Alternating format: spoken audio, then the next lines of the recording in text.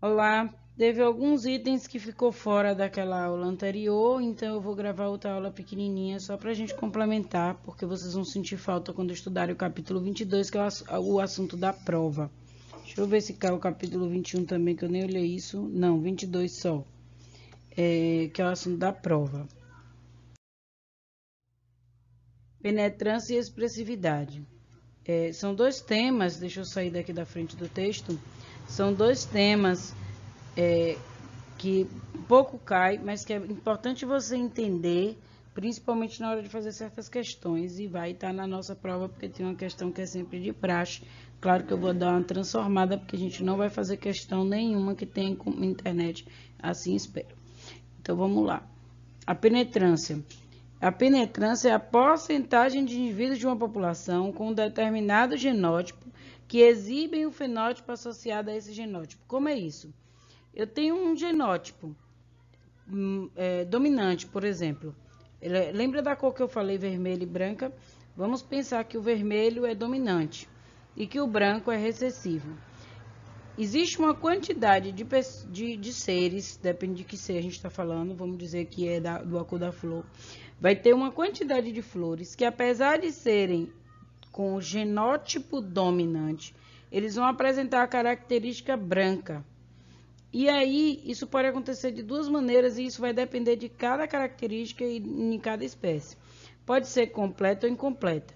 Quando o gene produz o fenótipo sempre, eu digo que a penetrância é completa. Quando não, ela é incompleta. Isso significa que eu posso ter, por exemplo, uma característica que é dominante e que deveria estar presente em mim, não está, porque não teve penetrância, não foi expressa essa característica, porque aquela característica não tem penetrância completa, é incompleta, então ela não foi expressa como deveria. E aí, meu marido vai ter a mesma característica, também dominante, também deveria ter sido expressa e não é. Aí, quando a gente tem um filho, essa característica aparece. E aí muita gente pergunta de onde veio, estava nos pais, mas como a penetrância não é completa, os pais não apresentam o fenótipo e os filhos vêm a apresentar.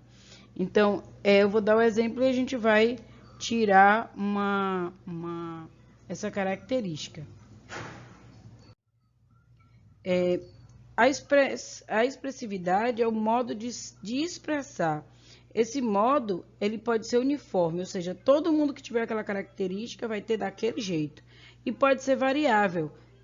Todo mundo que tiver aquela característica pode ser de um daqueles jeitos. Eu vou mostrar na foto e vocês vão ver como isso é bem simples de visualizar e o quanto é importante que vocês saibam. O termo penetrância e expressividade quantificam a modificação da expressão gênica em função da variação ambiental e de fundo genético. Eles medem respectivamente, ou seja, na penetrância, qual a porcentagem de casos que vai ser expresso e na expressividade o nível de expressão. Olha aí, isso aí é o feijão carioca que a gente conhece. Se você pegar o quilo de feijão carioca, você vai separar lá em diversas características. Você vai ver, vou pegar aqui o marcador só para você ver.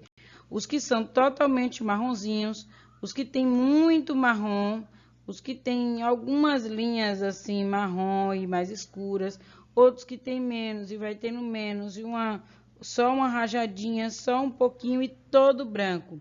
Às vezes as pessoas chamam esse feijão aqui de mulatinho, mas na verdade todos eles são feijões cariocas. E a gente chama isso aí de expressividade. Esses daqui, eles podem ser, por exemplo, todos heterozigotos, mas a expressividade dele vai ser diferente. E esse daqui, ele se assemelha ao recessivo, mas nem sempre ele é recessivo, ele também pode ser heterozigoto. Isso é expressividade de um gene.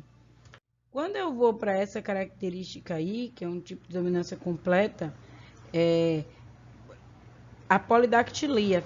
Então, eu posso ter um indivíduo polidáctilo que só tem o dedo a mais na mão, o indivíduo polidáctilo que só tem um dedinho miudinho aqui, só quase uma verruga, um indivíduo polidáctilo que tem os dedos todos como está mostrando essa segunda foto aqui, eu risco, que eu não sei se vocês enxergam isso aqui na tela, eu risco. Essa segunda, as mãos perfeitamente, só que com vários dedos. Eu posso ter indivíduos que têm a característica genotípica e têm as mãos iguais à minha, com 5 dedos.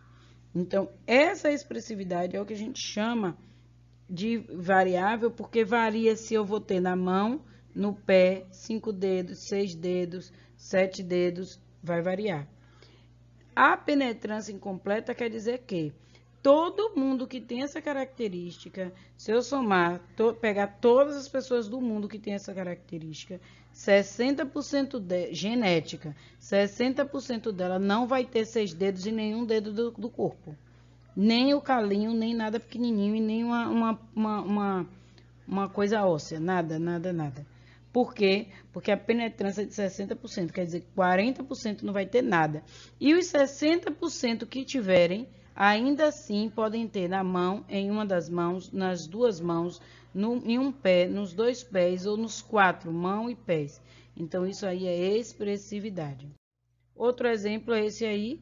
Não adianta você pegar um cachorrinho desse aqui, igualzinho, um beagle, né, que é a raça desse cachorro, e cruzar com outro igualzinho a ele. Pode ser que nasça todos os filhotes assim. Por quê? Porque todos os genótipos aqui são SS, Szinho, Szinho. Só que ele se expressa de 10 maneiras diferentes.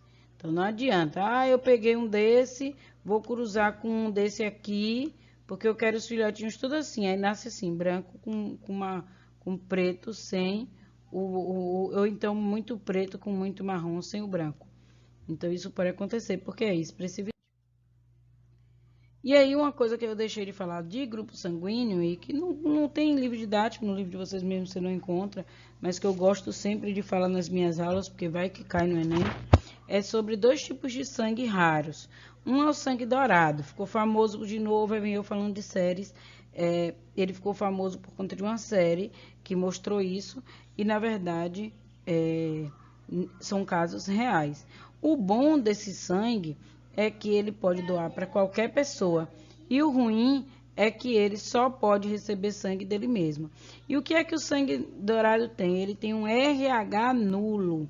Não é um RH negativo, é um RH nulo. Ele não tem RH e não tem as substâncias que classificam, que caracterizam ali naquela hemácia a fabricação ou não de RH. Simplesmente não tem nada. Então, se ele receber sangue de outra pessoa, ele vai, tudo para ele como se fosse impossível. Por quê? Porque o RH negativo, quando ele recebe o positivo, ele reage, verdade.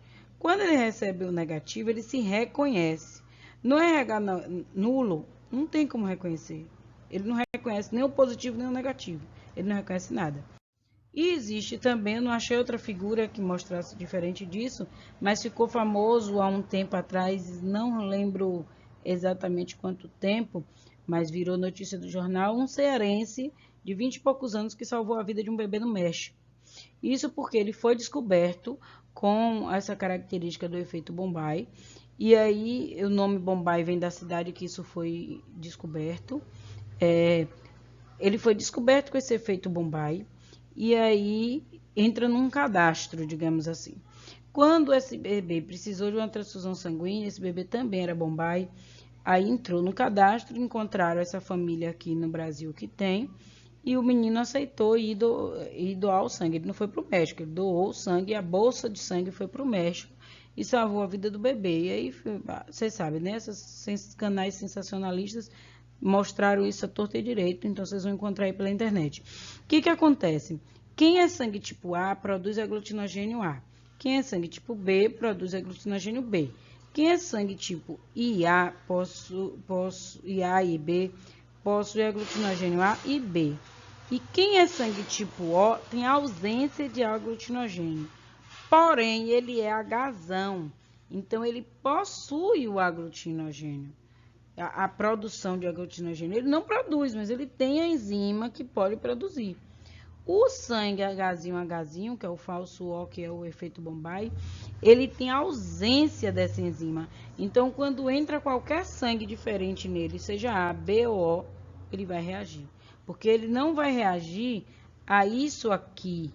Ele vai reagir a isso aqui. É isso aqui que esses outros grupos têm, porque são o HH, o Hzão, Hzinho, o Hzão, que ele não tem, ele é Hzinho. Então, ele reage por conta disso aí. Beijo e fica com Deus.